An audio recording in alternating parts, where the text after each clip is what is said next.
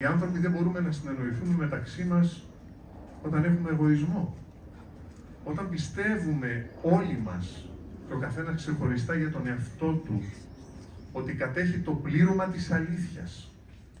Αντιθέτως, οι άνθρωποι ζούμε την ενότητά μας όταν συνειδητοποιούμε ότι τη μοναδική αλήθεια κατέχει ο Θεός και ότι εμείς καλούμαστε να γίνουμε μέτοχοι σε αυτήν την αλήθεια του Θεού, η οποία φανερώνεται μέσα από την ενότητά μας, η οποία, προσέξτε, αποτελεί καρπό και δώρο του Παναγίου Πνεύματος. Όλα τα καλά και ευλογημένα και τα όμορφα που συντελούνται στη ζωή μας δεν είναι, αδελφοί μου, δικό μας κατόρθωμα, αλλά είναι δώρο της χάριτος του Θεού.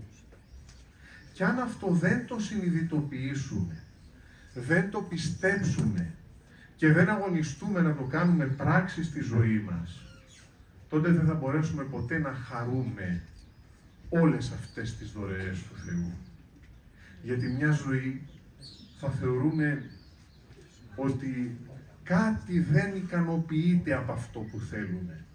Θα είμαστε μια ζωή ανικανοποίητη, αφού όταν περιμένουμε τα πάντα να προκύψουν μέσα από τις δικές μας ατομικές δυνάμεις, τότε τίποτα στην πραγματικότητα καλό δεν μπορεί να συντελεστεί. Παν δόρημα τέλειον.